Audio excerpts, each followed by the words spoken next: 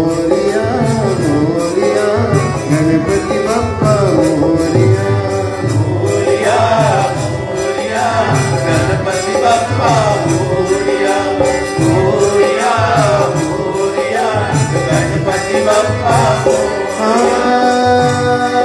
भगतों के भगतों के विनती सुन ले जय जय गणपति गणदेवा मंगल सुख आज को कर दे विघ्नों को हर ले देवा मोरिया मोरिया गणपति बप्पा मोरिया मोरिया मोरिया गणपति बप्पा मोरिया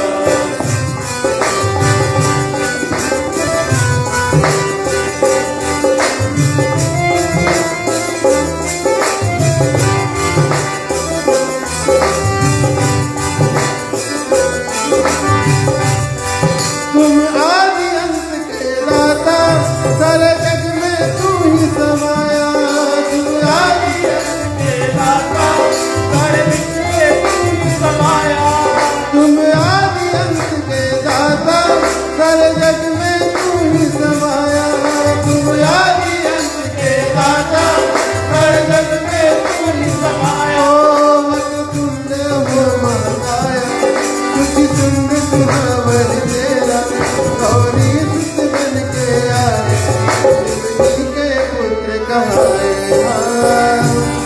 भगतों के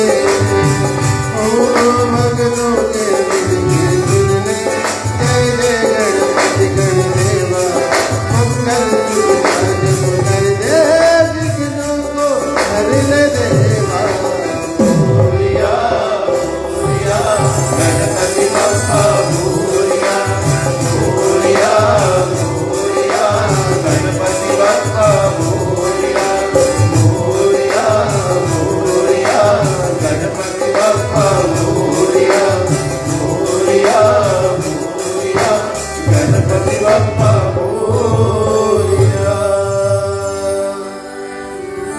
आदरणीय धर्म प्रेमियों, जय हो बोइस की तरफ से आप सभी को अभिनंदन और स्वागत करते हैं। आज अपने त्रिस्त्री दिवस की जो हमारी रामनवमी की पर्व पूजन है उसमें आने के लिए, यद्यपि मौसम आज कुछ हमारा साथ नहीं दे रहे हैं, लेकिन फिर भी इतने संख्या में लोग आप यहाँ पर आए हैं। कहते हैं कि जब अंदर विश्वास भक्ति होती है तो तूफान क्या कुछ भी हो हम उसको सामना कर आ जाते हैं। सर्वप्रथम मैं food college group of companies के डायरेक्टर्स रोमित प्रकाश, नीलेश प्रकाश, उनके पिताजी और उनके समस्त परिवार को हृदय से धन्यवाद देना चाहेंगे, क्योंकि उन्होंने ये होल जो है हमको दिया है इस 9 दिवस के लिए। ये बहुत ही बड़ी सहयोग हमारे ग्रुप के लिए श्रोताओं, और इसको मंदिर बनाने के लिए जो सजावट की है वो अरुण ने की है, हम उनको भी हृदय से धन्यवाद देते हैं। कहते हैं कि कभी नहीं भूलते हैं, ऐसे कुछ लोग हैं हमारे समझ में, शायद मैं सबका नाम नहीं लूंगा, लेकिन कुछ लोग हमारे जो बोलते हैं ना खूटा होते हैं जय हो बोइस के, यद्यपि वो मेंबर नहीं है लेकिन उनका सहयोग बहुत बड़ी होती है जय हो बोइस में, और ऐसे ही लोग के कारण जय हो बोइस जो है आज अपनी 10वीं साल पर जा रही है। श्रोताओ, कहते हैं कभी कभी कि जैसे आज वर्षा, कभी कभी बोलते हैं कि मन नहीं लगता है पूजन में जाने। गोस्वामी तुलसीदास जी ऐसे ही प्रचार कर रहे थे। अभी आप गोस्वामी तुलसीदास जी की जो जीवन चरित्र कथा है उसको श्रवण की है रवि द्वारा पहला दिवस को, और ऐसे ही वो प्रचार कर रहे थे तो उसमें से एक बंदा उठता है और बोलता है, देखिए स्वामी जी, कभी कभी मन नहीं करता है कि पूजन में आने के लिए, और अगर पूजन में आ जाते हैं तो मन नहीं लगता ना। मन ऐसे होते हैं, हम अभी यहाँ पर कई लोग बैठे हैं लेकिन हमारा जो ध्यान मन कहीं और रहता है कि घर पर पानी बरस रहा है, कहीं चोर ना आ जाए, कुछ ना कुछ आता होगा मन में। तो बोलता है कि मन में ऐसे विचार आते हैं तो क्या ये अच्छी है यहाँ पर आने के लिए? तो गोस्वामी तुलसीदास जी क्या बताते हैं, साधारण से बोलते हैं कि देखिए, जब हम बीज जाता है ना, जब हम बीज को बोते हैं, बीन के ले लो, बीन के बिया को जब हम बोते हैं तो हम नहीं देखते हैं किधर से बीन उगता है उधर दबाते हैं, लेकिन हम उसको छोड़ देते हैं और वो बीन का फल हो जाता है। इसी तरह अगर मन नहीं है हम आ जाते हैं, लेकिन जो भक्ति जो हमारे कान में जाता है, भगवान श्री रामचंद्र जी का नाम कर्णों में जाता है, कहते हैं कि उनसे सब पाप कट जाते हैं। तो यही सोचकर कितने 6 दिन और बचे, यही सोचकर आप आइए। मन चाहे विचलित हो जाए लेकिन भक्ति अंदर होना चाहिए। श्रोताओं, कल की कथा बहुत ही रोचक कथा बेटा एल्विन द्वारा कही गई है। और वाल्मीकि की कथा, वाल्मीकि आप जानते हैं राम नहीं बोल पाता, बहुत सुंदर से उन्हें बतलाया कि मरा मरा से किस प्रकार से राम का नाम आ जाता है। और वाल्मीकि वही है जो फिर त्रेता युग में तुलसीदास हुए और उन्होंने रामायण की रचना की। उन्होंने 1631 में रामायण को लिखा था और वही रामायण फिर यहाँ पर आज हम उसका जो कुछ उसमें है वो उसको श्रवण कर रहे हैं। और वाल्मीकि से फिर वहाँ की कथा फिर क्या होता है कि बालकांड, रामायण में उसके बाद बालकांड आता। देखिए हमारा जो कथन रहेंगे वो उसी तरह से सब कांड के ऊपर चलते रहेंगे और हम कोशिश करेंगे कि जितना ही ज्यादा रामायण की कथन है वो आपको हम श्रवण कराएं। और बालकांड की कुछ हनुमान जी की संक्षिप्त में कथा एल्विन द्वारा कल कही गई थी। और आज हम देखते हैं कि भगवान श्री रामचंद्र जी लक्ष्मण भरत शत्रुघ्न अयोध्या में जब होते हैं बाल रूपी में, जैसे जिस प्रकार से हमारे बालक बच्चे हैं उसी तरह से भगवान आए मानव रूप धरकर दिखाने के लिए कि बालक जो बच्चे होंगे वो क्या करेंगे। यद्यपि श्री रामचंद्र जी सीधे बच्चे थे, आजकल के तो बच्चे थोड़ा शरारती करते हैं ना, लेकिन देखते हैं कि बच्चों पे रूप में जब होते हैं तो कैसे कैसे कामों को करते हैं। और आज एल्विन द्वारा कुछ कथा यहाँ से शुरू करी जाएगी और फिर हमारे एक और प्रचारक सोनू द्वारा वहाँ से कथा को आगे को लेकर चलेंगे। तो श्रोताओं, मैं सभी से आग्रह करता हूँ कि ध्यानपूर्वक बैठकर मंत्र इत्यादि जो हम संचालन करेंगे कृपया हमारे साथ दीजिए। रामायण का मंत्र बहुत ही सरल है लेकिन हम अपने मन से उसको अर्जित करें। तो चलो आज की जो कथा है मंत्र द्वारा हम शुरू करते हैं।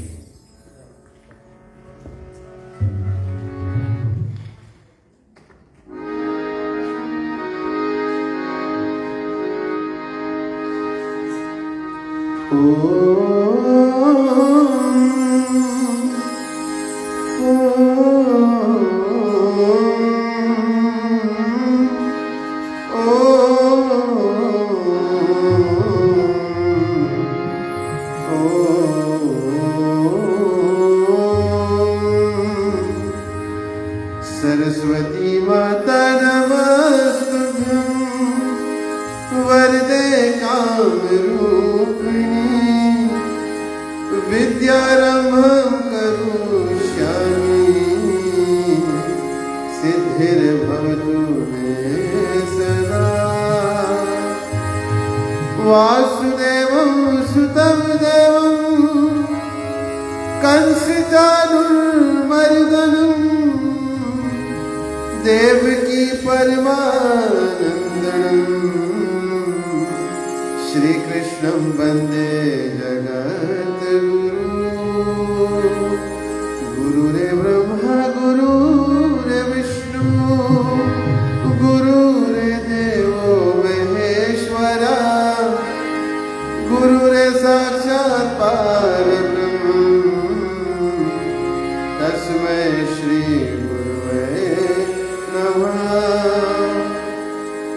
रामचंद्र महाराज की। चलते हैं हम आज के इस कथा का आरंभ करते हैं हनुमान जी के नाम लेते हुए और हनुमान चालीसा से चलते हैं। आज रामनवमी के तीसरे दिन को हम श्री गणेश करते हैं।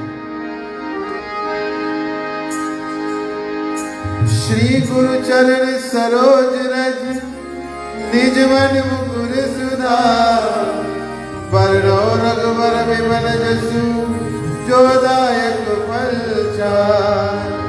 बुद्धहीन तनु जानिके सुमिरो पवन कुमार बल बुद्धि विद्या देहु मोहे हरहु करे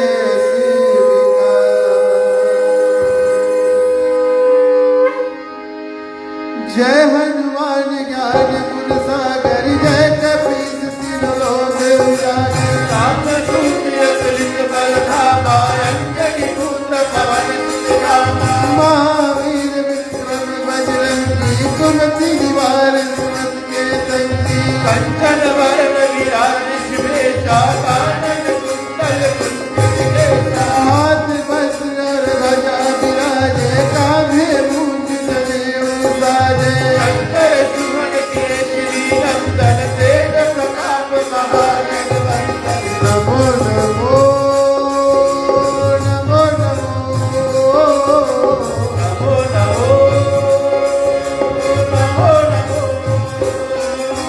विद्यावान राम काज करने को आतुर अनुचरित सुनने को रसिया राम लखन सीता मन बसिया सूक्ष्म रूप दर्शी यही दिखावा विकट रूप धर रंग जरावा दीप रूप धरे असुर संहारे ओ रामचंद्र के काज सवारे लाए जीवन रखन दियाए तीरथ वीर हर्ष लाए रघुपति की बहुत बड़ाई तुम मम प्रिय भरत समाई नमो नमो नमो नमो नमो नमो नमो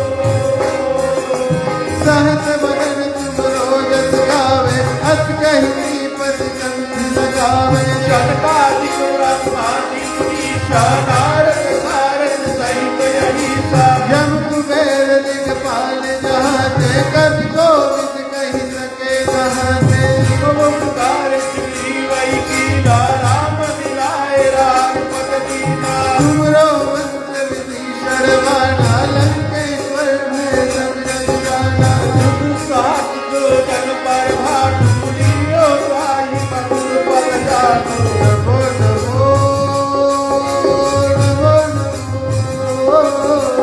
नमो नमो नमो प्रभु मुद्रिका मेरी समाही जल्दी रांग गए रचनाई दुर्गम गाग जगत के देते सुगम अनुपुरा सुखड़े देते राम तुम्हारे तुम रखवारे होत ना क्या पैसारे सब सुख लए तुम्हारी चरना तुम रक्षक का हो आपन तेज संहारव आप दीन हुलो विराग भूत विशाच निकट नहीं आवे महावीर जमना आवे नमो नमो नमो नमो नमो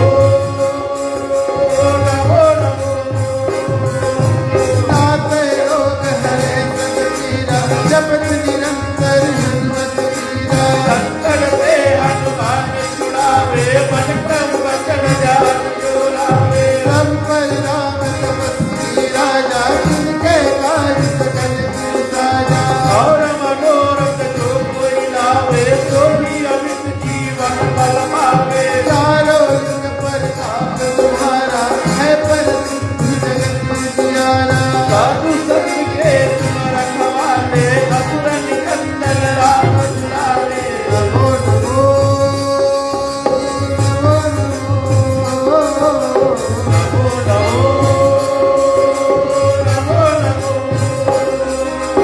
अष्ट सिद्ध नवनिधि के दाता सुबल दीन जानकी माता राम रसायन तुम्हारे पासा सदा रहो रघुपति के दाता तुम्हारे भजन राम को पावे जन्म जन्म के दुख बिसरावे अंत काल रघुवर पुर जाई जहाँ जन्म हरि भक्त कहाई और देवता चित्त न धरही हनुमत से तरफ करही संकट कटे के सब पीरा जो सुमिरे हनुमत बलवीरा नमो नमो नमो नमो नमो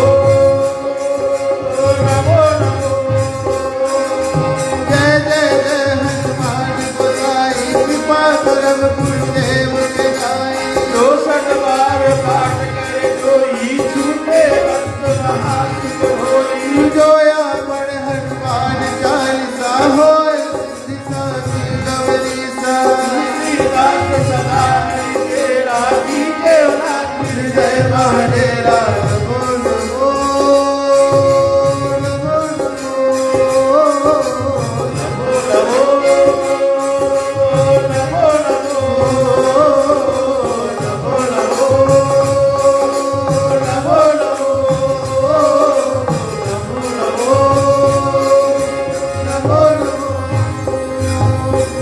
पवन तनय संकट हरण मंगल मूर्ति रूप राम लखन सीता सहित हृदय बसो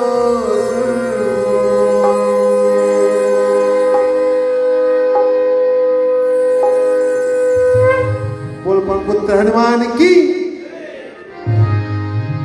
चलते हैं अब भगवान को प्रसाद अर्पित करेंगे। जो भी अपने घर से भगवान के लिए प्रसाद बनाकर लाए हैं आप आ सकते हैं, साथ में भगवान को हम भोग लगाएंगे।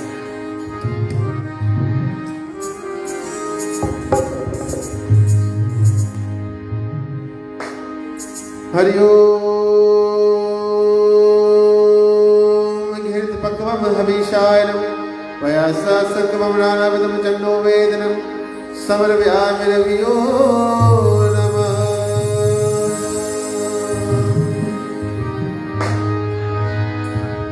रसिया हो रसिया मेरो मन बसिया हो रसिया मेरो मन बसिया हो रसिया मेरो मन बसिया हो रसिया मेरो मन बसिया राम रसिया मेरो मन बसिया रुचि रुचि भोग लगाओ रसिया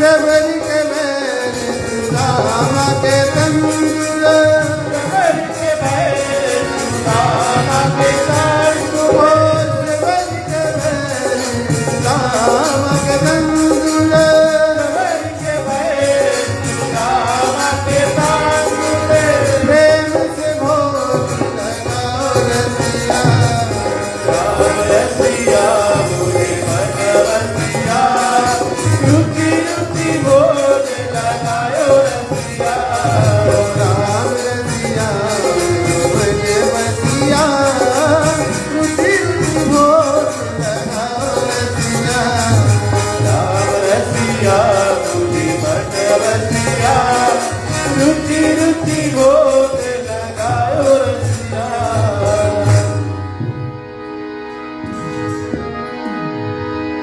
वंदना वंदना श्री राम वंदना वंदना श्री राम वंदना वंदना वंदना श्री राम वंदना वंदना वंदना श्री राम वंदना।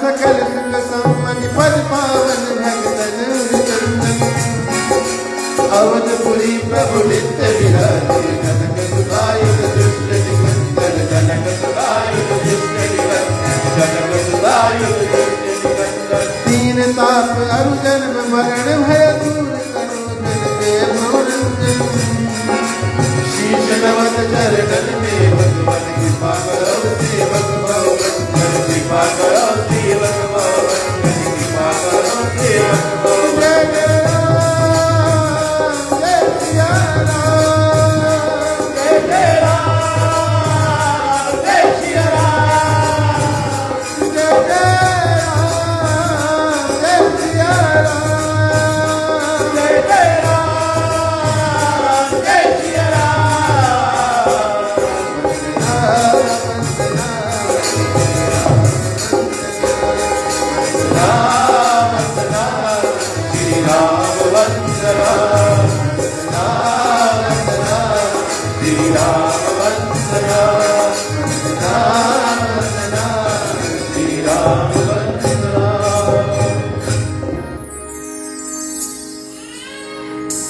और मन में कीन विचार नहीं, और राम कोई अनहार हो, और दो पुरुष कन होए ना, और हरि करी रहता दियावर रामचंद्र की जय। आदरणीय धर्मप्रिय श्रोतागण, आप सबको एक बार फिर जय श्री सीताराम है। रामनवमी के तीसरे दिन में आपने अपना पदार्पण किया है। इस जो मौसम बाहर है तो ये बतला रहा है कि भगवान की कथा में तो दिक्कत आती है, लेकिन हम फिर भी जब भगवान के चरण में आने की ठान लेते तो हम आ जाते हैं। एक बहुत सुंदर बात लिखा गया है कि मंदिर में जब हम आते हैं तो हम अपना जो चप्पल है, हमारा जो शूज़ है, उसको बाहर उतार कर आते हैं। इसमें बहुत बड़ा उसका बहुत बड़ा विज्ञान है। क्यों ये करते हैं? हमारा जो चप्पल होता है, जिसको पहन कर आते हैं, वो हमारा अहंकार होता है। भगवान के शरण में जब हम आते हैं तो हमारा जो अहंकार है उसको बाहर ही उतार कर अंदर आना चाहिए। बहुत अच्छा बात है। और हमारा जो मन होता है डिप्रेस्ड होता है, सैड होता है, उदास होता है, लेकिन हम जब भगवान के मंदिर में आते हैं तो उसी क्षण से हम भगवान के चरण में अपना ध्यान लगाने लगते हैं। इसमें कोई संशय नहीं। और फिर आप जब अभी जो भी आप बैठे हो, अभी आप जैसे कथा चलने लगेगा, आपका सुरता हर एक बात में लगेगा, आपका सुरता भगवान के चरण में लगेगा, और आप फिर अपना ध्यान को उधर एकत्रित करते रहो। ये राम कथा में आने की बात है। कल जो भी आप आए थे, आपने सुना होगा कि किस तरह से हनुमान जी राम जी से मिलते हैं, बालक है, अयोध्या में मिलते हैं, और अब कथा वहाँ से आगे चलती है। जबकि राम जी अब बड़े होने लगते, अथवा अपने जो जहाँ से पढ़कर लौट कर आ जाते हैं, अवध में है। और उसी समय विश्वामित्र आते हैं, आप सब जानते हैं, दशरथ के पास, और दशरथ से कहते हैं कि आप से मुझको आपके 2 पुत्र चाहिए। और ये जब कहते हैं, आप सब जानते हैं, दशरथ चौंक जाता है और कहता है कि मैं आपको सब कुछ दे दूंगा, लेकिन अपने 2 पुत्र नहीं दूंगा।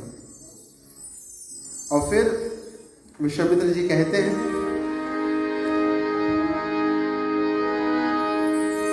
रघुकुल रीत सदा चली आई,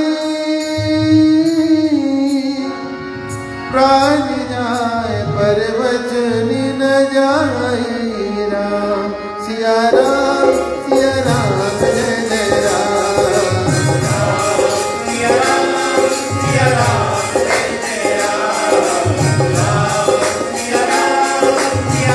जय जय राम। ओ रघुकुल रीत सदा चली आई, प्राण जाए पर वचन न जाई, राम सिया राम जय जय राम, राम सिया राम जय जय राम। भज ले राम सिया राम, भज ले राम सिया राम, भज ले राम सिया राम, भज ले राम सिया राम। रघुकुल रीत सदा चले आई, प्राण जाए पर वचन न जाए। इसको याद दिलाए कि आप जो कुल से हो, आपका वचन पे लोग टिकते हैं, प्राण चले जाते हैं, लेकिन आपका वचन रहता है। बहुत बार उनके गुरु ने भी समझाया, गुरु वशिष्ठ ने, तब राम लखन को वो जाने दिए।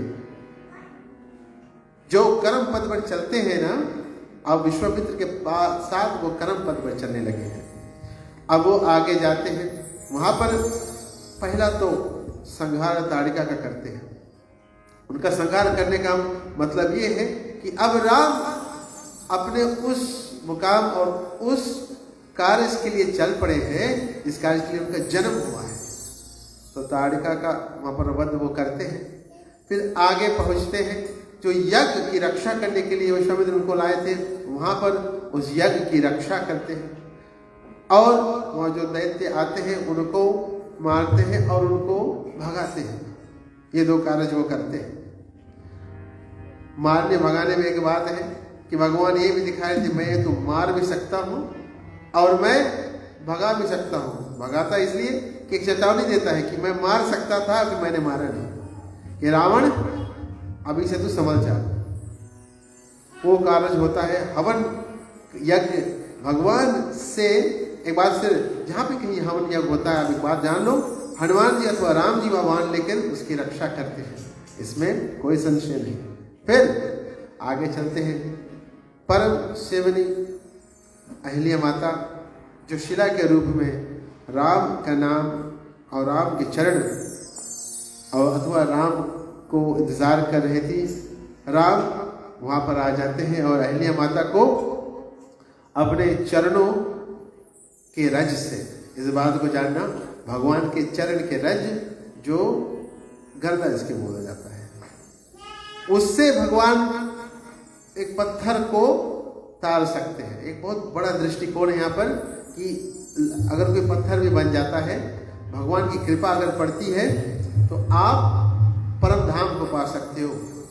जैसे अहिल्या फिर अपने रूप में आई और फिर वहां से परम धाम को पाई। हम अपने जीवन में बस यही चाहना चाहते हैं, यही हमको जानना चाहिए कि भगवान की कृपा हम पर ऐसे ही पड़े कि हम अगर कहीं पत्थर जीव भी बन जाए तो हमारे भगवान पर कृपा करें और हम अपने स्वरूप में आ जाए और फिर भगवान के धाम को पाए। ये राम तीन कार्य करते हैं और करते करते वो जा रहे हैं। फिर आगे एक ऐसा प्रवाह का उनको पता चलता है, एक ऐसा नदी जा रहा है जिसके बारे में वह गुरु विश्वामित्र से पूछते हैं कि हे गुरुजी, आप हमको ये बतलाइए, ये गंगा माता जो आगे से जा रहा है, ये क्या, इसका क्या रहस्य है, और इस रहस्य के बारे में हमको ये बतलाइए कि इससे भगवान राम कहते कि मुझे लगता है कि मेरा कुछ बहुत ही घनिष्ठ रिश्ता है।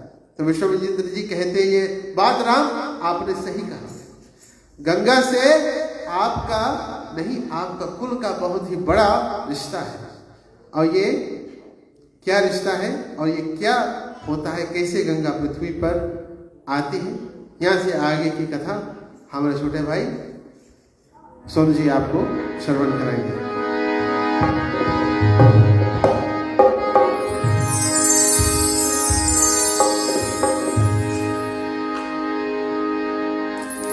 अस प्रभु दीन बंधु हरि,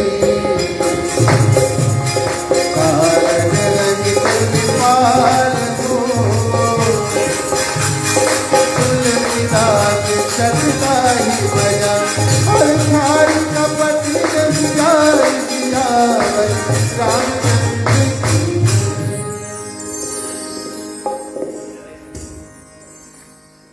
पुनः अभिनंदन और स्वागत करते हैं आप सबको, जो पावन रामनवमी के तीसरे दिवस में आप सबका पदार्पण यहाँ पर हुआ है। कथा की ओर चलते हैं। बड़ी पावन कथा, जैसे भाई जी ने कहा कि गुरु विश्वामित्र के साथ राम लक्ष्मण अयोध्या से निकलते निकलते सबको तारते, कई राक्षस को मारते, गंगा तट पर पहुंच जाते हैं। तब रामचंद्र भगवान जी गंगा तट पर जब पहुंचते हैं तो गुरु वशिष्ठ बताते हैं कि जो पावन गंगा बह रहा है ये आपके पूर्वज से जुड़े हैं। तो रामचंद्र जी पूछते हैं कि हे महाराज, कैसे हमारे पूर्वज से जुड़े हैं और कैसे ये गंगा, ये पावन गंगा ये मित्र लोक में आया है। तो गुरु वशिष्ठ जो होता है, क्षमा करना विश्वामित्र, राम लक्ष्मण को दोनों बताते हैं कि ये पावन गंगा है, इतने पावन गंगा है कि मोक्ष को दिखा सकती है, मोक्ष गति को पा सकते हैं। जो संसार में फल फूल जो अनाज हम खाते हैं यही गंगा से होता है। तो रामचंद्र जी भगवान कहते हैं कि हे महाराज, आप यहां से और आगे गंगा की कथा हमें समझाइए। चलते हैं चौपाई में।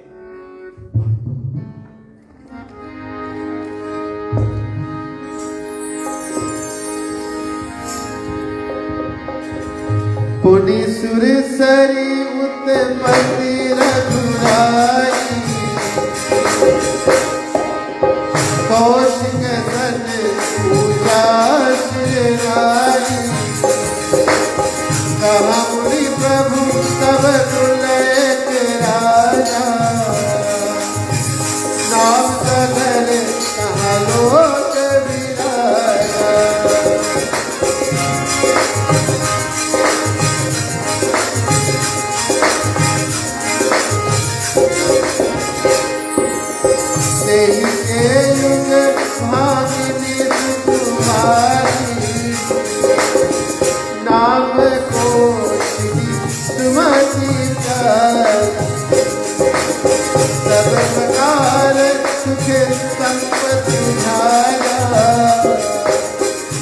विहीन वन विष में राजा।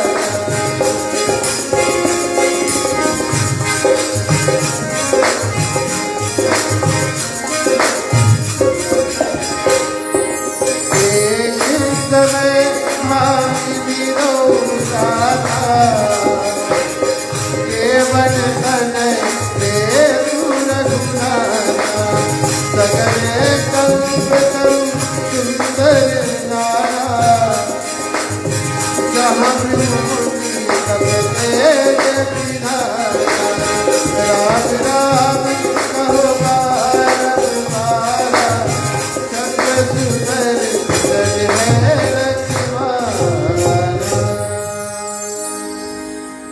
तब गुरुजी बताते हैं कि गौमुख से निकलते हुए पूरा संसार को होते हुए ये पावन गंगा राजा सगर के जो 5 पीढ़ी थे, जैसे कहते हैं कि 5 जनरेशन जो राजा सगर के थे, ये लग गए थे ये गंगा को धरती पर लाने के लिए। एक समय के बात है कि सूर्य वंश में एक राजा सगर नाम की एक राजा रहता था। सगर नाम की एक राजा रहता था। पुत्रहीन थे, राजपाट संभालते थे। संभालते संभालते उम्र बीत गए तो ऋषि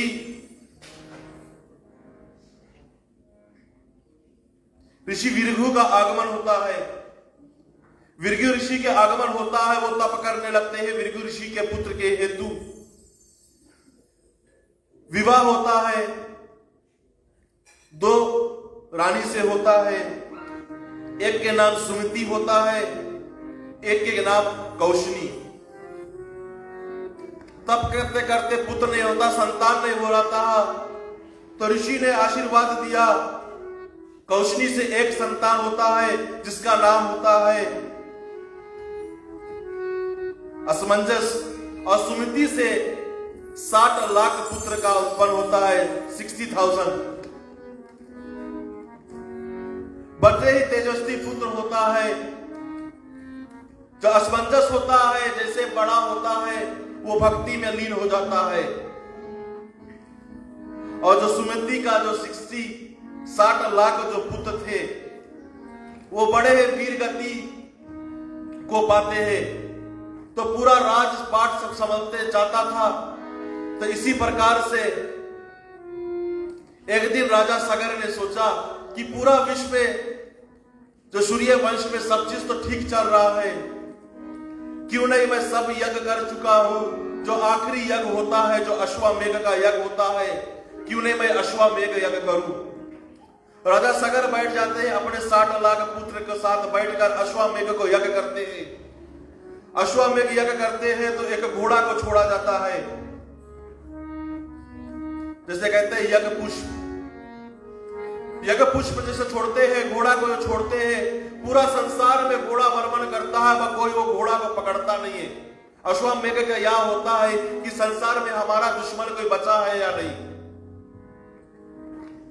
तो किसी ने वो घोड़ा को पकड़ा नहीं। जो राजा सगर था वो सूर्यवंशी था, सबसे मेल मिलाप कर कर अपन जीवन व्यतीत करता था। तो इधर इंद्र जब देखते हैं कि इतने तेजस्वी पुत्र इसका हो चुका है, राजा सगर भी इतना तेजस्वी, इतना सरल भाव का इंसान है, एक दिन ऐसा होगा ये मेरा इंद्रासन को ले लेगा। जब भी संसार में कुछ अच्छा होता है तो इंद्र देव जो हमारे होते हैं उसका एक ही डर रहता है कि किसी ने इंद्रासन ले लेता है। और अभी ये हमारे संसार में भी यही चल रहा है कि कुछ अच्छा होने लगता है तो लोग अपने जो पावर्स होता है, वो इंद्रासन एक आसन होता है, एक पोजीशन होता है, वही का इंद्र का डर था जो अपना पोजीशन होल्डर था। अभी हमारे संसार में जो पोजीशन होल्डर्स होता है वही का पास ही पावा होता है। इधर इंद्र महाराज घबराता है, वो घोड़ा को पकड़कर चोरा कर लेके जाकर कपिल मुनि का आश्रम में बांध देता है। तो विश्वामित्र कहते हैं कि हे रामचंद्र, हे लखन महाराज, ध्यान से सुनिए कि यहां से अब कैसे होता है, कैसे गंगा मां धरती पर आती है। तो जो घोड़ा था वो कपिल मुनि के आश्रम में बांध देता है, और कपिल मुनि तप में लीन थे, तो घोड़ा लौट कर आया नहीं। तो राजा सगर जो अपने 60 लाख जो 60,000 जो उसका पुत्र थे वो भेज देते हैं। 7 दीप 9 खंड में वो भरमते हैं, खोजते हैं, घोड़ा मिलता नहीं है। जब पाताल लोक की ओर जाते हैं तब देखते हैं कि कपिल मुनि अपने तप में लीन है और घोड़ा उसका आश्रम का पीछे बंधा था। तो कुछ सोचते समझते नहीं है, नादान बालक थे, जोश में कपिल मुनि को अनाप शनाप बोलने लगते, गाली देते हैं। जब तब से भंग होता है, कपिल मुनि क्रोध में आता है, वो गाली सुनते ही अपने आंख खोलता, अपने आंख के तेज से जो राजा सगर के जो 60,000 जो बच्चे थे उसके आगे सामने खड़े थे, कपिल मुनि अपने आंख के क्रोध से सबको भस्म कर देते हैं धरती पर। जैसे भस्म होता है तो लोग जो 60 लाख पुत्र भी गए थे राजा सगर के, वो नहीं लौट के आते हैं। जो असमंजस था, जो वन में तप करने चल रहे थे, उसका एक पुत्र होता था अंशुमान। तो अंशुमान को राजा सगर से बहुत ही प्रेम था, जो दादा थे। तो अंशुमान को राजा सगर भेजते कि जाकर पता लगा के आओ कि ये बालक गए कहां। तो वो घूमते घूमते घूमते पहुंचते हैं कपिल मुनि के आश्रम में। तो देखते हैं सब रात की लाग दिखाता है और कपिल मुनि बैठे और घोड़ा वहां पर बंद है। तो अंशुमान बहुत ही विद्यावान, बहुत ही सरल भाव का व्यक्ति थे। अंशुमान राजा के चरणों में नतमस्तक हो जाते हैं, प्रणाम करते, दंडवत करते हैं। राजा से पूछते कि है राजन, ये हाल कैसे हुआ और मेरे 60 लाख जो भाई निकले थे एक अश्वा को खोजने, अश्वा तो यही दिखा रहे पर वो नहीं दिखा रहे। और ऋषि को प्रसन्न करते हैं, ऋषि प्रसन्न हो जाते तो ऋषि बताते हैं कि हे अंशुमान, जो आपके भाई यहाँ पे आए थे वो बहुत ही निर्बुद्धि थे, वो अनाप शनाप बक्के थे, गाली मुझको दे रहे थे और मैं इधर तप में लीन थे। मैं क्रोध से इसका विनाश कर चुका हूं। अंशुमान ऋषि के चरण में चल देते हैं और कहते हैं कि ऋषि कैसे इसका उद्धार होगा। तो कपिल मुनि बनाते हैं कि एक ही तरफ से उद्धार होगा, एक ही तरह से इस मोक्ष को पा सकते हैं। ये जब गंगा इस धरती पर आएगा और इसका जो जिसे एश कहते हैं, जिसके इसका राखी जो है, ये गंगा इसको धोकर सागर में लेके जाएगा, तभी ये मोक्ष गति को पाएगा। नहीं तो ये पितृ योनि में भटकते ही रहेंगे, भटकते रहे ही रहेंगे। तो रामचंद्र भगवान कहते हैं कि हे महाराज, तो कपिल मुनि तो बता दिए कि गंगा को धरती पर लाना होगा, तो कैसे गंगा धरती पर आता है। तो विश्वामित्र इधर कहते हैं कि ध्यान लगा कर सुनिए, मैं बताता हूं कैसे गंगा धरती पर आता है। गंगा की तारी कथा है भक्तों,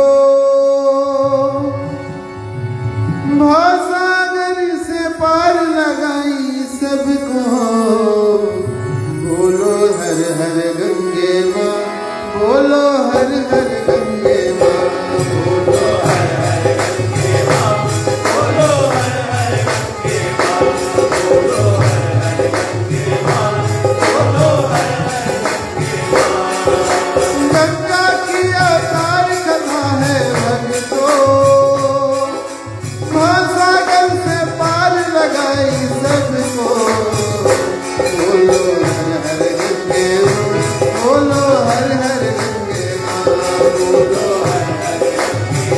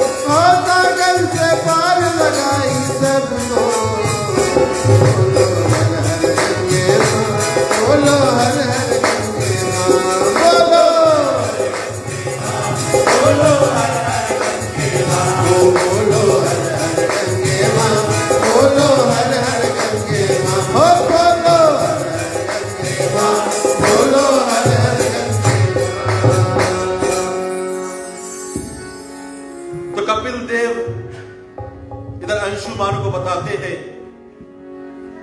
कि गंगा यहां तो आपको नहीं मिलेगा, ये देवलोक में रहती है, जो विष्णु चरण से उत्पत्ति हुआ है और ब्रह्मा के कमंडल में ये देवलोक में रहती है। आप उसको तप करना पड़ेगा, तभी गंगा धरती पर आएगा, तभी आपका कुल का उद्धार होगा। तो अंशुमान ये सुनकर अपने आजा दादा के पास पहुंचते हैं, जो राजा सगर के पास। तो राजा सगर को ये बताते हैं कि ऐसे ऐसे कहानी हुआ है और ऐसे हो चुका है। तो राजा सगर जो होते हैं ये अंशुमान को सूर्य वंश का राजपाट देते हुए और तप में लीन हो जाते हैं, चल देते हैं तप करने के लिए वन में। और इधर जो अंशुमान होता है वो राजपाट संभालने लगता है, विवाह हो जाता है और इधर अंशुमान के एक पुत्र हो जाता है जिसका नाम होता है दिलीप। राजा सगर तप करते करते करते करते अपने प्राण को त्याग देते हैं।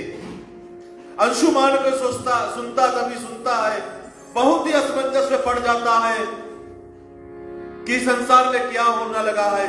जो हमारे दादा ने प्रण ठाना था वो नहीं कर सका, निष्फल हो चुका है। अंशुमान जो अपने राजपाट थे वो अपने पुत्र दलीप को देते हैं और अंशुमान भी इधर तप में लग जाते हैं, गंगा मां को तप करते हैं।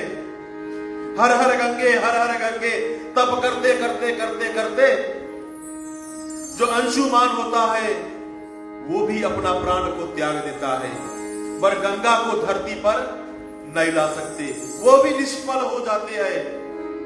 जो अंशुमान के पुत्र होता है राजा दिलीप, वो अब सूर्य वंश को राज चलाने लगता है। इधर अंशुमान का ध्यान जैसे होता है तो राजा दिलीप का इधर पुत्र हो जाता है जिसका नाम होता है भागीरथ। अंशुमान क्षमा करना, राजा दिलीप का पुत्र होता है भागीरथ। तो राजा दिलीप भागीरथ को राजपाट दे देते हैं, जो सूर्य वंश का राजपाट होता है। वो भागीरथ को संभाल कर राजा दिलीप इधर मन में चल देते हैं कि किसी प्रकार से हमें गंगा को लाना है। 4 पीढ़ी खत्म हो चुका है। राजा सागर के बाद में अंशुमान आता है, अंशुमान के बाद में राजा दिलीप आता है। अब राजा दिलीप जुट जाते हैं तप करने के लिए। तप करते करते करते राजा दिलीप भी हार जाते हैं, हार के अपने प्राण त्याग जाता है। अंत समय राजा दिलीप के आ जाता है। तो इधर रामचंद्र भगवान जी पूछते हैं कि हे ऋषिवर, 3 पीढ़ी तो खत्म हो चुका है, अब लास्ट जो बचा है भागीरथ, क्या वो गंगा को धरती पर ला सकेंगे या नहीं? तो इधर ऋषिवर कहते हैं कि हे रामचंद्र, ध्यान लगा के सुनो, अभी तो कथा तो शुरू ही हुआ है। जो भागीरथ होता है बड़े ही तेजस्वी, बड़े ही भक्ति पुत्र होता है, तो सोचता है समझता है कि कौन ऐसा कारण होगा कि जो हमारे सूर्य वंश में हमारे जो आजा थे, पर आजा थे, वो गंगा को धरती पर नहीं ला सके।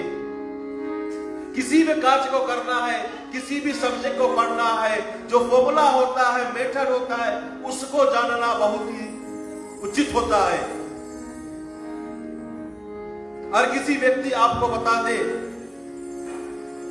कि यहां से इंडिया जाना है, कहीं दिल्ली हमें जाना है, एक प्लेन में आपको बैठाकर भेज दे, आपको इंडिया के बारे में जानना होगा तब आप इंडिया में जाओगे। एयरपोर्ट पे तो उतर जाएंगे, बट दिल्ली कैसे जाओगे? सब चीज आपको जानना पड़ेगा।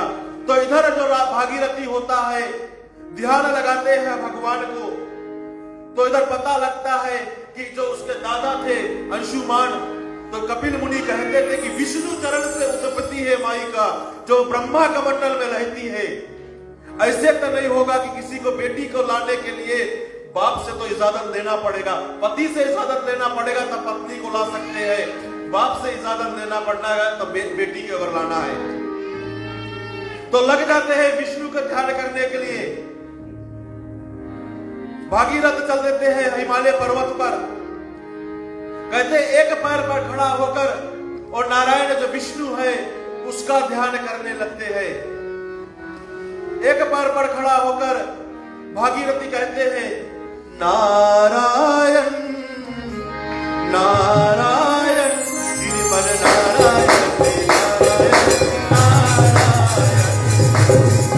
नारायण नारायण श्रीमन नारायण नारायण नारायण नारायण नारायण श्रीमन नारायण नारायण नारायण नारायण नारायण श्रीमन नारायण नारायण नारायण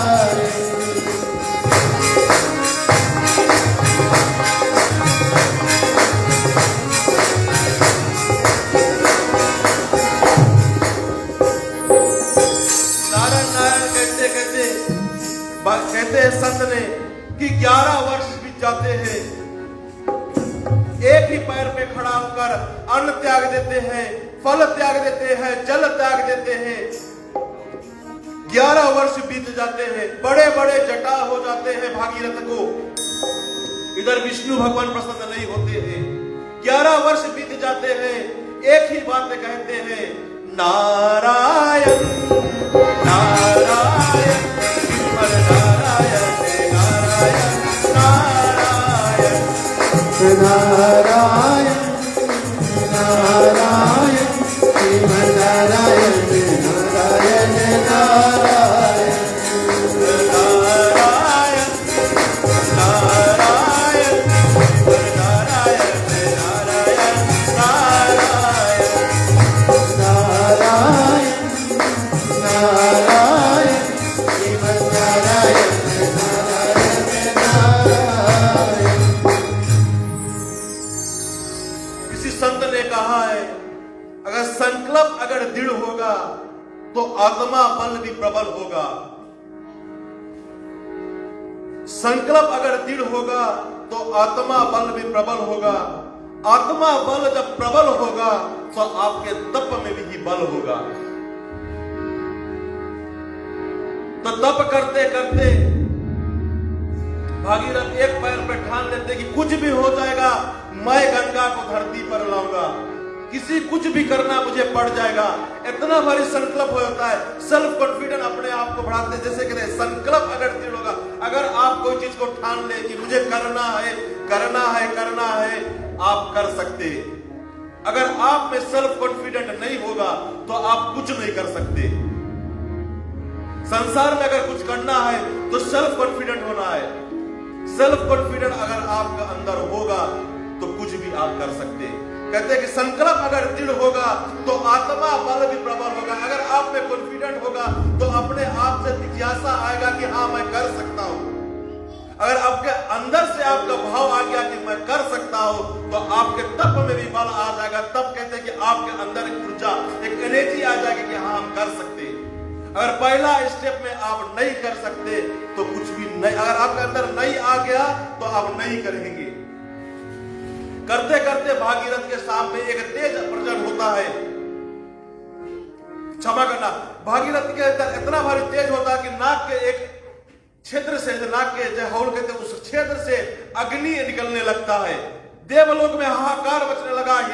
हिमालय पर जो अग्नि आता है वो देवलोक तक पहुंचते हैं। देवतागण पहुंचते हैं विष्णु के पास के, हे विष्णु, आपका एक भक्त जो आपका नाम को रट करते करते 11,000 वर्ष हो चुका है, आप कृपया कर जाकर उसको दर्शन दो, न तो वरना प्रलय हो जाएगा। इतना दृढ़ संकल्प लेकर भागीरथी एक गोड़ पर खड़ा है। अन्न त्याग दिया, जल त्याग दिया, खाली वायु के सहारा पे जी रहा है। इधर विष्णु भगवान एक तेज प्रचंड होता है भागीरथ के सामने। भागीरथी फिर भी नहीं अपने आंखें खोलते हैं कि किसी मेरा तप को भंग करने के लिए कोई आया है। तब आकाशवाणी होता कि हे भागीरथ, अपने आंखों को खोल कि आपके सामने में नारायण खड़ा, आप जिसका तप में लीन थे। तब भागीरथी आंख खोलते हैं, नारायण को देखते हैं, नारायण के चरण में लिप्त हो जाते हैं। तो विष्णु भगवान कहते हैं कि हे भगीरथ, कौन ऐसा कारण हुआ आप इतना तेज, इतना प्रचंड जो तब इतना भारी यज्ञ ठान लिए। तो भागीरथ पूरा दृष्टांत बताते हैं कि हमारे 4 पीढ़ी खत्म हो चुका है हे नारायण। मैं आखिरी जो 5वां पीढ़ी स्टार्ट हुआ, मैं उसका आखिरी पीढ़ी हूं। और हमारे पूरा जितना पीढ़ी बचे हैं, पीछे जो सूर्य वंश के पीढ़ी थे, वो सब प्रेत योनि में घूम रहे हैं, किसी का मोक्ष नहीं हुआ। अगर मोक्ष करना है, वो 60,000 मेरे जो पर आदा दादा जो थे, जो कपिल मुनि के आश्रम में अभी भी पड़े हैं, उसका सतगति मोक्ष देना होगा, तभी हमारे कुल का मोक्ष होगा। और क्या कारण है? जो आपके चरणों से उत्पत्ति गंगा है, उसे हमें देवलोक से लेकर मित्रलोक में आना पड़ेगा। तो नारायण इधर कहते हैं, मेरा तरफ से तो ओके है, आपका जो तप देखकर मैं जरूर पसंद हूं, और मेरा तरफ से ये हाँ है। बट इस समय गंगा अपने पिता के कमंडल में, महाराज ब्रह्मा जी के कमंडल में, आपको महाराज ब्रह्मा को प्रसन्न करना पड़ेगा। अगर महाराज ब्रह्मा हाँ कर दे तो इधर आपको शंकर भोले का प्रसन्न करना पड़ेगा। हे भागीरथ, क्योंकि गंगा का इतना भारी तेज है, वो धरती पर अकाल पैदा हो जाएगा। इतना भारी तेज वो गंगा में है, प्रलय हो जाएगा, संसार में हाहाकार मच जाएगा। इधर ब्रह्मा को तप करने को भागीरथ लग जाते हैं। ओम ब्रह्माय नमः, ब्रह्माय नमः कहते कहते कहते ब्रह्मा जी प्रसन्न हो जाते हैं। कहते हैं कि हे भागीरथ, क्या चाहिए? तो जो दृष्टांत वो विष्णु महाराज को बताए थे, वही दृष्टांत इधर बताते हैं ब्रह्मा जी को कि हे ब्रह्मा जी, ऐसे ऐसे हमारे कुल में हुआ है। तो ब्रह्मा ने कहा कि मेरा तरफ से भी हाँ है, अगर आप में सहमत है भोलेनाथ को मनाने के लिए, तब मैं गंगा को अपने कमंडल से छोड़ सकता हूं, देवलोक से लेकर छोड़कर ये मित्रलोक में भेजना जा सकता हूं।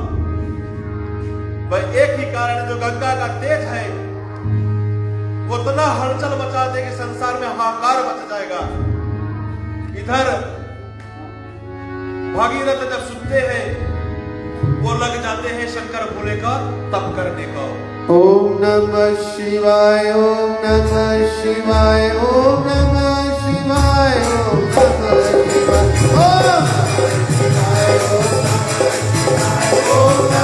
शिवाय, ओम नमः शिवाय, ओम नमः शिवाय, ओम नमः शिवाय, ओम नमः शिवाय, ओम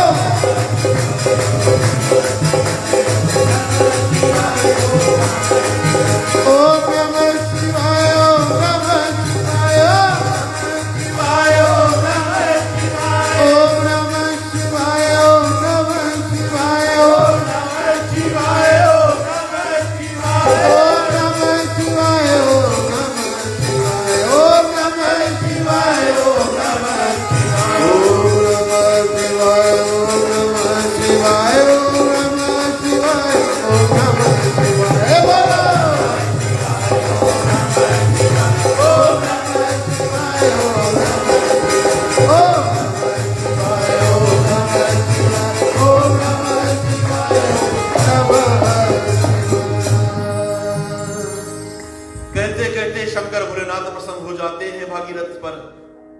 कहते कि हे भागीरथ, क्या है? तो भागीरथ पूरे अपने दृष्टांत शंकर भोलेनाथ को भी बताते हैं। तो क्या हुआ? तो भागीरथ बताते हैं कि हे प्रभु, गंगा जब देवलोक से निकलेगा, विष्णु महाराज ने कहा है, ब्रह्मा महाराज ने कहा कि आप ही उसे रोक सकते हैं। जैसे कहते कि महादेव से महाशक्ति का मिलन होने वाला है।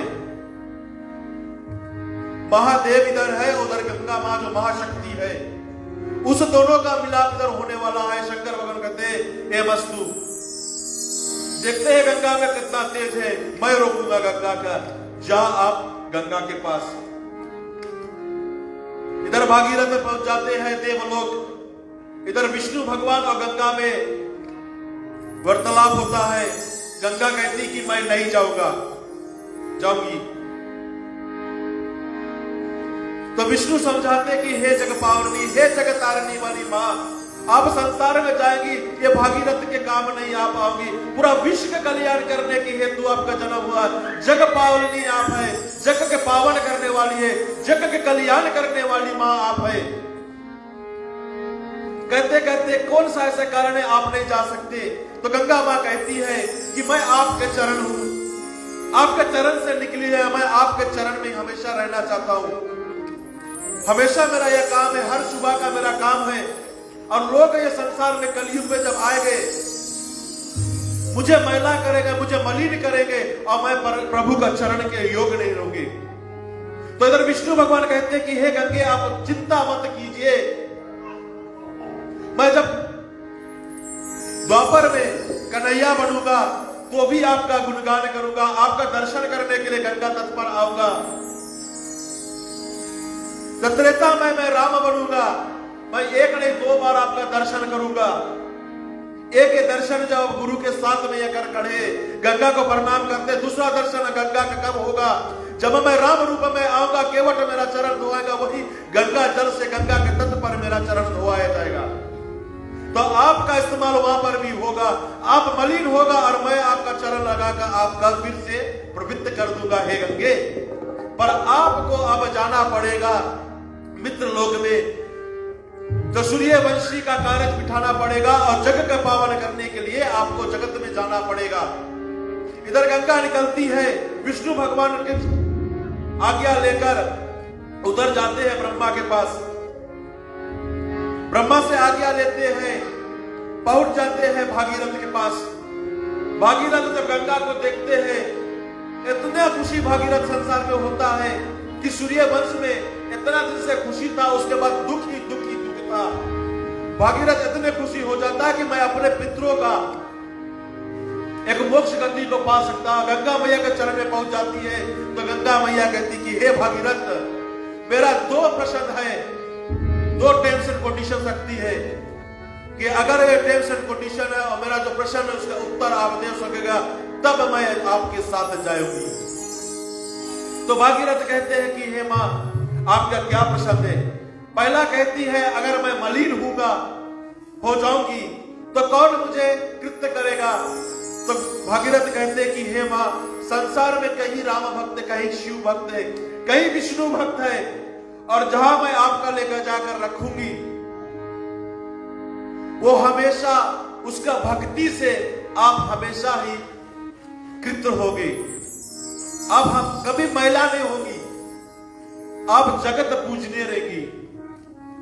तो गंगा मां कहती है अच्छा एक तो हो गया। तो भागीरथ कहते कि मां आपका दूसरा सवाल क्या है? दूसरा सवाल वही पूछती है कि अगर मैं यहां से जाऊंगी, मुझमें इतना तेज है कि हे भागीरथ, मैं ये धरती को लेकर, मित्रलोक को लेकर मैं पाताल को चले जाऊंगा, कौन मुझे रोकेगा? तो कहते हैं, भागीरथ कहते हैं कि हे मां मैं सब सेव कर आपके पास आता है। कहते कि अगर आपके मार्ग में अगर कठिनाई होगा तभी आपका जीवन एक सुखद और मंगल में बीतेगा। अगर आपके जीवन में परिश्रम नहीं रहेगा तो आप जीवन के मोल नहीं जान पाएंगे। भागीरथ को देखे, उसको गंगा को लाना था, वो विष्णु को पसंद किया। विष्णु को पसंद करने के बाद वो ब्रह्मा को पसंद किया। ब्रह्मा को पसंद करने के बाद वो शंकर भोलेनाथ को पसंद किया। अब वो जाकर गंगा मां को मना रही है। कितना कठिनाई से भागीरथ को गुजरना पड़ा। ऐसे हमारे जीवन में भी अनेक कठिनाई आएंगे, अनेक दुख सुख आएंगे। किसी संत ने कहा, एक व्यक्ति ने संत समागम में गया तो बैठकर एक संत से पूछने लगा। पता लगा एक संत आया है, वो झाड़ता फूकता है। तो संत के बीवी बहुत बीमार थी। बीवी राइट होता तो बच्चा बीमार होता है, बच्चा बीमार होता था तो बेटी बीमार हो जाता है। तो किसी ने कहा कि गांव में एक संत आया है, चलो संत से पूछते हैं कि क्या हुआ। ये बंदा वो निकल जाते हैं संत के पास। वो संत के पास जब जाता है, सांझ हो जाता है, संध्या बंदन करने का समय हो जाता है। तो संत कहते हैं कि हे महाराज, मेरा जो काम था वो आज खत्म हो गया, संध्या बंदन मुझे कर विश्राम करना है। सुबह उठेंगे सबसे पहले आपका दर्शन, आपका जो उत्तर है उसे मैं दूंगा। तो वो व्यक्ति कहते हैं कि हे महाराज मैं रहूंगा, मैं घर से आया, आपसे मिलकर मुझे लौट कर जाना था। तो एक गौशाला होता है जिसे भैंस गधा रहता है, भैंस ढेर से भैंस भैंसिया उसमें रहती है। तो वो गौशाला दिखा देती कि इसमें आपको सूतना है और आप चाहो तो मेरा काम कर सकते हो। तो महाराज कहता है कि हाँ महाराज मैं करूंगा। क्या काम है? बोले जितना भी भैंस इसके अंदर है, भैंसिया है जो, वो सुबह उठकर दूध देगी, तो उसको सबको जितना है सबको रात भर सूतना है, तो सुबह उठकर वो ढेर दूध देंगे। अगर 1-2 घंटे वो खड़ा होगा तो दूध कम देगा और गांव में दूध कमती जाएगा। ठीक महाराज मैं करूंगा। ये बंदा सोचा कि रात होगा, भैंसिया सब सूत जाएगा, मैं भी विश्राम करूंगा। रात हुआ, महाराज इधर सूतने चल दिया, ये बंदा गया गौशाला में सूतने को। जैसे अंदर हलता है तो सब बैठा होता है, सब भैंस बैठा होता है। थोड़े देर में 1-2 मिनट बाद एक खड़ा होता है, जाकर उसके बैठाता है। जाकर फिर अपना झापर जैसे बैठता है तो दूसरा से खड़ा हो जाता है। ओकर बैठाकर फिर आकर बैठता, अपना जैसे विश्राम करता है, दूसरा चिल्लाता है, उसका जाकर बैठाते, करते करते उठाते बैठाते वो सुबह हो जाता है। सुबह महाराज के पास के नींद में आलस में गया तो महाराज से कहा कि हे महाराज, तो महाराज इससे कहा कि कैसे बीता आपके रात, कैसे बीता? तो ये बंदा कहते कि महाराज मैं रात भर सूत नहीं पाया। कैसे नहीं सूत पाया?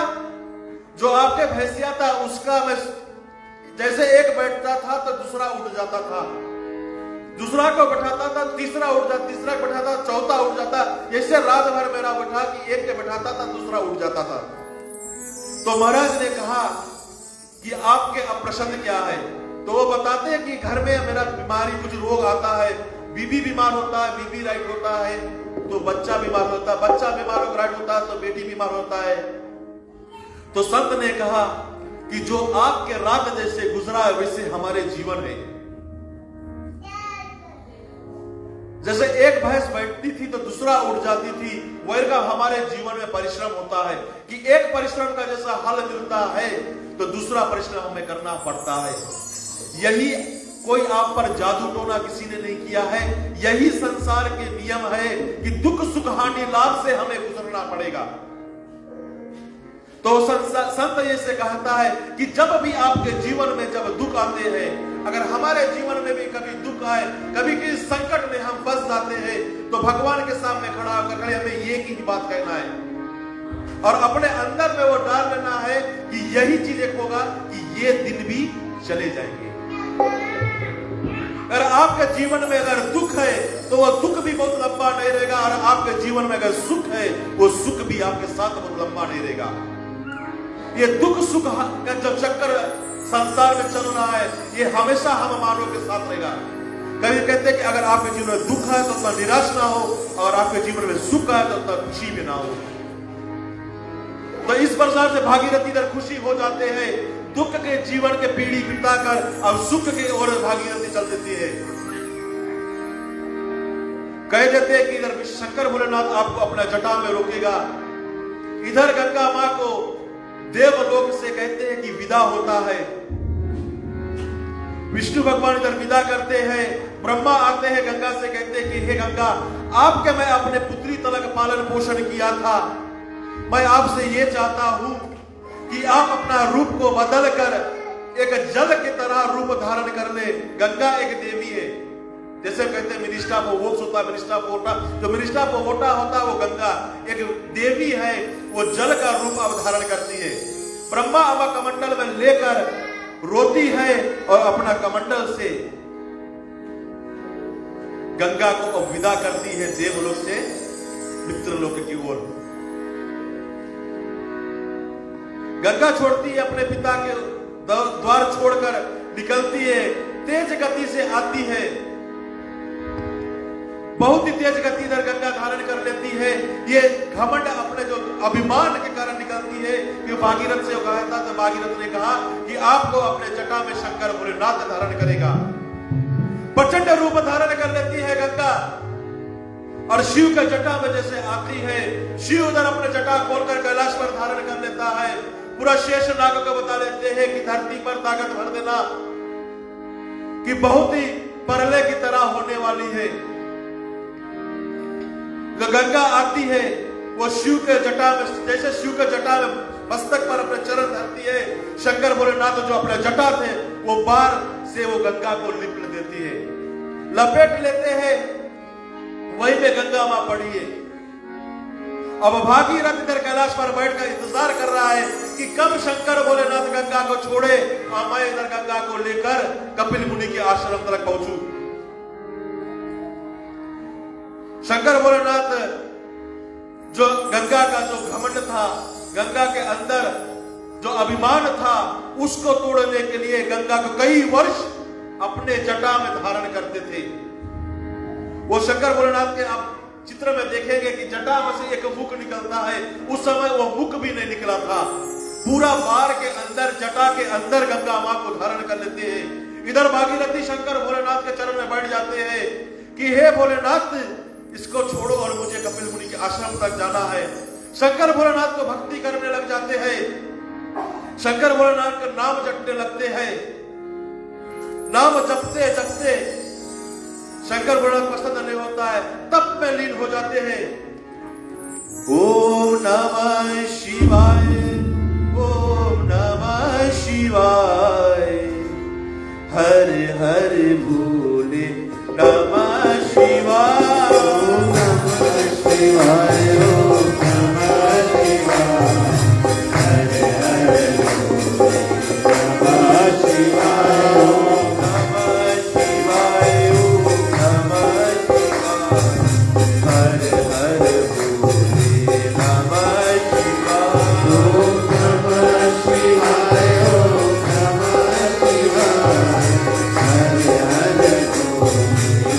हर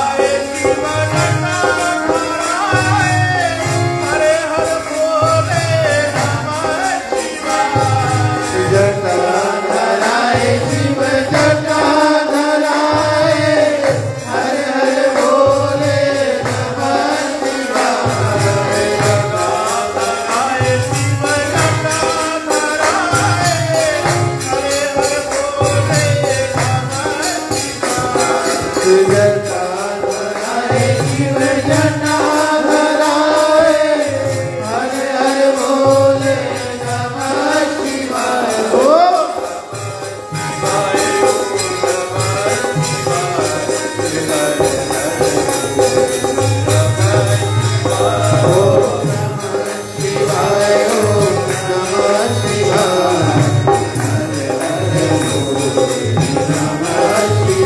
ओम नमः शिवाय, हर हर भोले नमः शिवाय। गंगा का अभिमान तोड़ते हुए, अपने जटा से गंगा को बाहर निकालते हुए, 3 ही बूंद अपने जटा से निकालते हैं। एक बूंद आकाश की ओर छोड़ते हैं, जिसका नाम मंदाकिनी पड़ता है। एक बूंद निकालकर पाताल लोक को छोड़ता है, जिसका नाम प्रभावती होता है। और एक बूंद भागीरथ को देता है, जिसका नाम गंगा होता है। जगत कल्याण करने के लिए जो खाली 3 ही बूंद शंकर भोलेनाथ के जटा से निकलता है। एक बूंद लेकर भागीरथ चल पड़ते हैं। जाते जाते रास्ता में जब जाते हैं तो एक ऋषि आता है, जिसे कहते हैं जड्डू ऋषि के एक आश्रम क्रॉस कर जाना पड़ता है। भागीरथी आगे आगे पीछे पीछे गंगा उसको फॉलो करते जाती है। गंगा का एक बूंद का तेज फिर भी इतना तेज था, वो जन्य ऋषि के जो आश्रम था उसका अंदर से क्रॉस करता, जन्य ऋषि का जो आश्रम होता है वो नष्ट हो जाता है। जन्य ऋषि जब क्रोध में होती है, क्रोध में होकर जन्य ऋषि जो एक बूंद जो गंगा जा रहा था उसको अपने हाथ में लेकर गंगा को पी लेता है। भागीरथी पीछे घूमकर जब देखता है तो गंगा आ नहीं रहा है। एक ऋषि खड़ा, ऋषि से कहता कि ऋषि मेरे साथ गंगा आ रही थी, गंगा मां आ रही थी, क्या आप देखा? तो ऋषि ने कहा आप मेरा घर को देखा? ये गंगा मेरा घर छोड़कर घर के बीच में से क्रॉस किया, साइड से भी जा सकती थी, बगल से भी जा सकती थी। ये गंगा में अभी भी अभिमान को तेज बढ़ रहा है। तो भागीरथी फिर सोचता है कि अब गंगा के मैं ऋषि से कैसे लूं। ऋषि के चरण में पड़ जाते, ऋषि से बोलते कि हे ऋषि मुझे ये कार्य करने के लिए गंगा को लेकर जाना है। ऋषि जब पूरा दृष्टांत सुनता है वो गंगा ऋषि के मुख से होते हुए ऋषि के जांघ में पहुंच जाता है। तो ऋषि अपने जांघ को वृतन करते हुए वो गंगा को बाहर निकालते हैं और गंगा को अपनी बेटी मानकर एक नाम गंगा का पहला नाम देता है। वो गंगा का पहला नाम होता है जानवी। जंगी ऋषि गंगा का पहला नाम देता है जानवी। वहां से होते हुए भागीरथ के साथ होते होते वो पहला जो गंगा का जो पहला स्टॉपिंग होता था, ये गंगा कहते कि जहां भागीरथ देवलोक से लेकर मित्रलोक के जो पहला जहां गंगा को रुकते हैं वो होता है हरिद्वार। जो इंडिया में हरिद्वार होता है सबसे पावन भूमि माना गया कि गंगा का पहला गंगा हरिद्वार गई है। हरिद्वार क्यों गई है? जब समुद्र मंथन होता था, देवो दानों में दर होता था, अमृत के कुंड जो निकला था, तो वही हरिद्वार क्रॉस कर देवता लोग जो अमृत के कुंड ले जाते थे, तो अमृत के कुंड में से छन्न पुण्य वहां पर गिरता हरिद्वार में। इसलिए हरिद्वार का इतना पावन धाम कहते कि किसी व्यक्ति अगर हरिद्वार में अपना प्राण त्यागते, अपने परिवार का जो राखी है लेकर हरिद्वार में सरवाते हैं, वो 100% मोक्ष गति को पाता है। और हरिद्वार के जल भी वो पीते हैं, वो मोक्ष द्वार को पाता है। वहां से होते हुए गंगोत्री जाता है, गौमुख से होते हुए गंगा का नाम गंगोत्री होता है। ऋषिकेश जो जाते हैं उसे पैराग होता है, पैरागराज जिसे कहते हैं। शंकर भोलेनाथ का दर्शन करते हुए काशी नगर क्रॉस करते हुए गंगा मां बंगाल पहुंचती है। बंगाल क्रॉस करते हुए बंगाल जब पहुंचती है तो गंगा मां का एक और नाम दिया जाता है, इसे भागीरथ कहते हैं। भागीरथ जो बंगाल क्रॉस करते हुए कपिल मुनि के आश्रम में पहुंच जाते हैं। कपिल मुनि के आश्रम में पहुंचते हैं तो इधर भागीरथ बताता है कि हे गंगा मां, जो ये मेरा परिवार का मेरा जो आजा पर आजा जो सूर्य वंश का आपका यही कारण आपको धरती पर गंगा को कहता है। इसी ऋषिवार इधर राम लक्ष्मण को कहते हैं कि इसी कारण को गंगा का धरती पर आना पड़ा। इससे पहले गंगा ये मित्र लोक में नहीं थी। तो इधर सूर्य वंश को कार्य पूर्ण करते हुए गंगा मां वहीं से होते हुए कपिल मुनि के आश्रम में होते हुए सागर से जैसे सागर वंश को करते थे वहां से सागर में जाते हैं, वहीं से गंगा का उत्पत्ति हुआ है। बोलिए गंगा मां की जय। और जब चलते हैं हम आखिरी दुआ करते हैं। और यदि विधि भेद सकल गुना मुझे तब मन काम हो जाए जीवन निधि हरि हर सन और सुनाऊं राम संसार सियावर रामचंद्र की जय जय जय मगध महादेव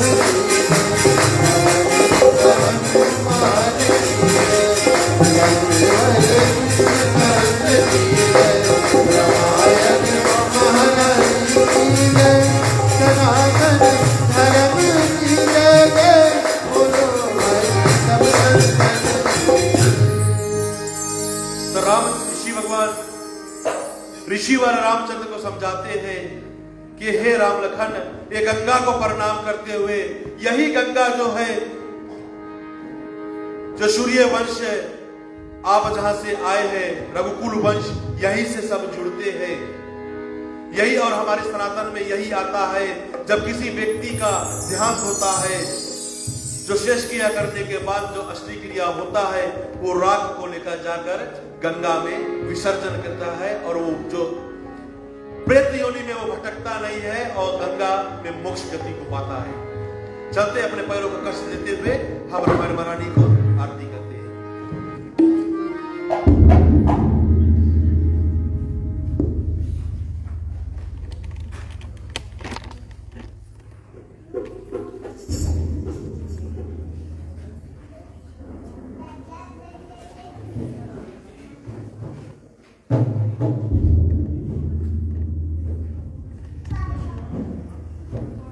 हमारे समक्ष में दो आरती है, तो आप दो कतार में आकर रामचंद्र जी को दर्शन कर सकते हैं, आरती को दर्शन कर सकते हैं।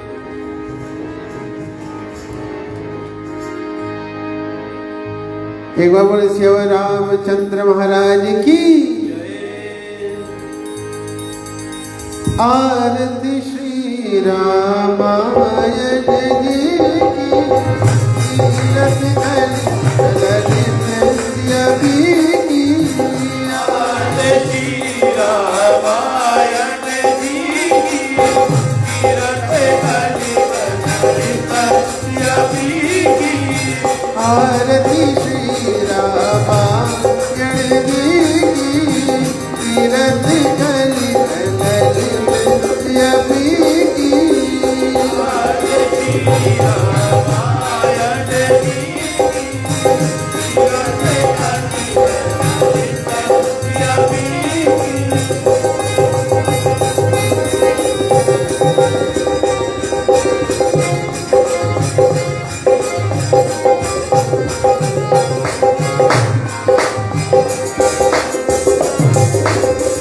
गावत ब्रह्मा इक मुनि नारद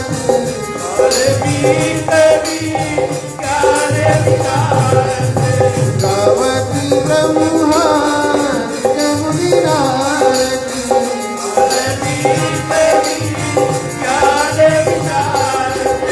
शुभ अधिकार शेष अनुसारद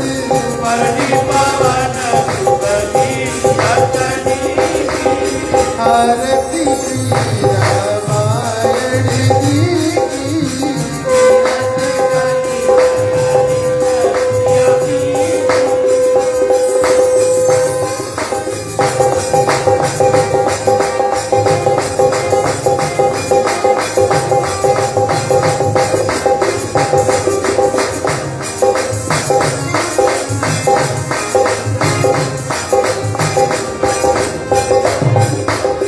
संतत गावत सब भवानी संतत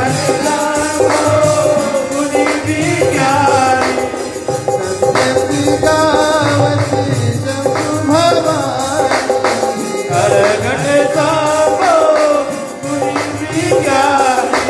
याद याद सब बखानी आरती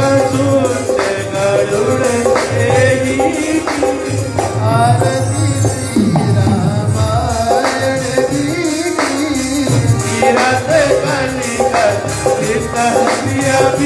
की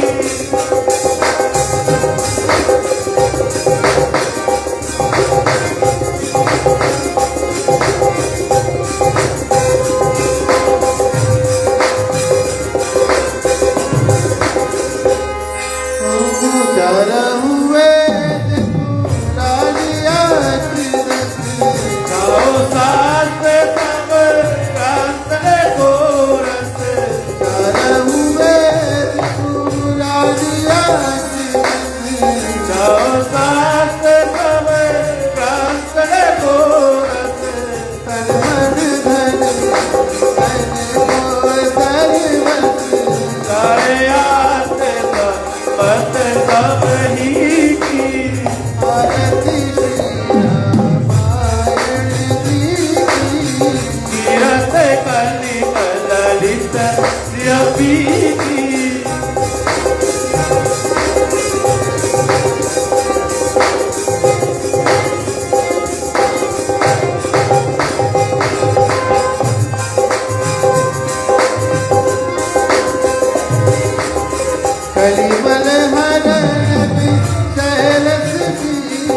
तुमरे शिकार मोक्ष युवती कलिमल हरण शैलस तुमरे शिकार मोक्ष युवती मन निरोग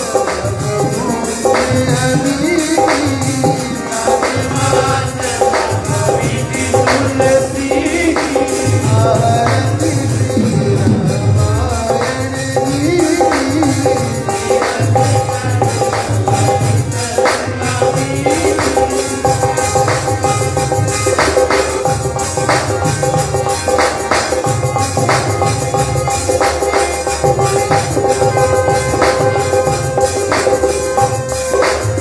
जय गणेश जय गणेश जय गणेश देवा माता लक्ष्मी पार्वती पिता महादेवा जय गणेश जय गणेश जय गणेश देवा माता की पार्वती पिता महादेवा पान चढ़े फूल चढ़े और चढ़े मेवा पान चढ़े फूल चढ़े और चढ़े मेवा पान चढ़े फूल चढ़े और चढ़े मेवा चढ़े फूल चढ़े और चढ़े मेवा लडवन का भोग लगे संत करे सेवा जय गणेश जय गणेश जय गणेश देवा बोलो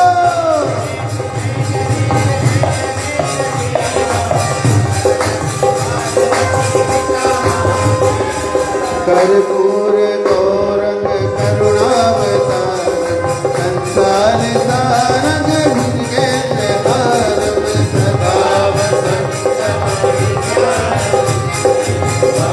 भवानी सैकल मंगलम भगवान मंगलम गरुड़ध्वजा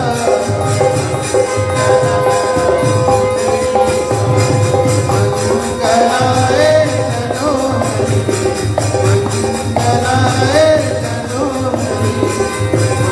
मंगलाय तनो सर्वमंगल मांगल्ये शिवे सर्वार्थ साधिके शरण्ये त्र्यंबके गौरी नारायणी नमोस्तुते नारायणी नमोस्तुते नारायणी नमोस्तुते ओम नमः पार्वती पते हर हर महादेव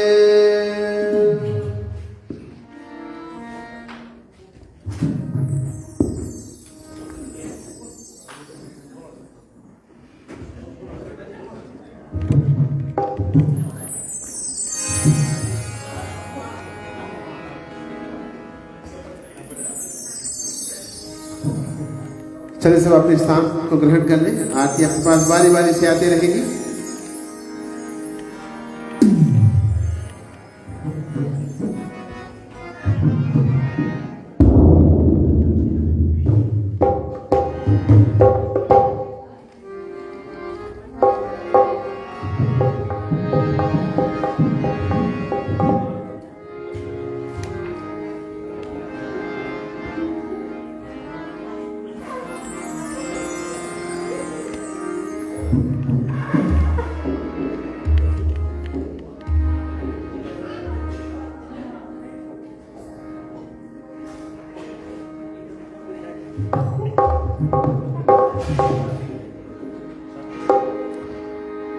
चलते हैं अपने हाथों को जोड़ लें सुखी बसे संसार सब दुखी रहे ना कोई या विलासा हम सब की भगवान पूर्ण हो विद्या बुद्धि तेज बल सबके भीतर हो दूध पूत धन धान से वंचित रहे न कोई वंचित रहे न कोई वंचित रहे न कोई ओम शांति शांति शांति ओम नमः पार्वती पते हर हर महादेव राम कहे सुख उपजे कृष्ण कहे दुख जाए महिमा महाप्रसाद की पावस भोग लगाए पावस भोग लगाए पावे से भोग लगा।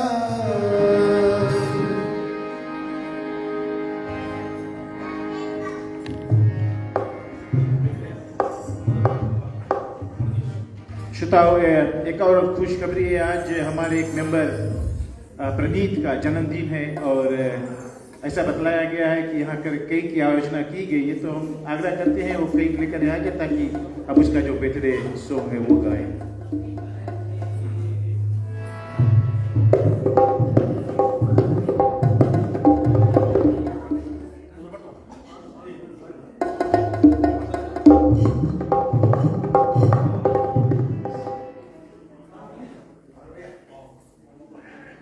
प्रनीत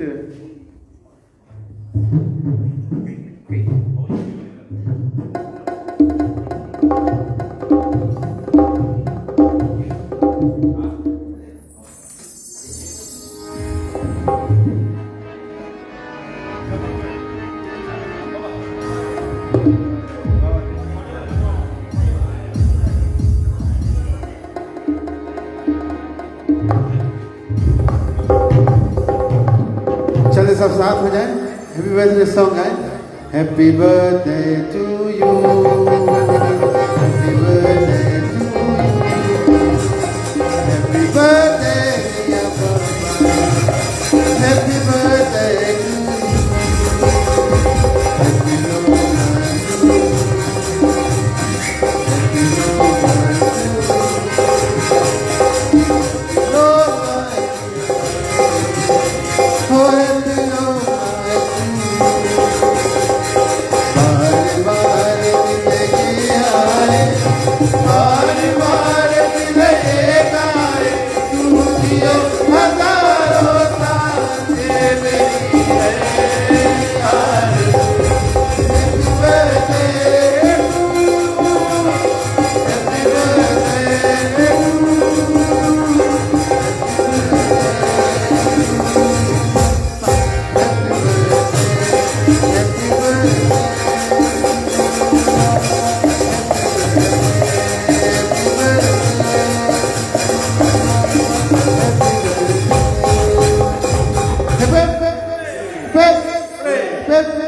कैला और सुनो ताले हो जाए।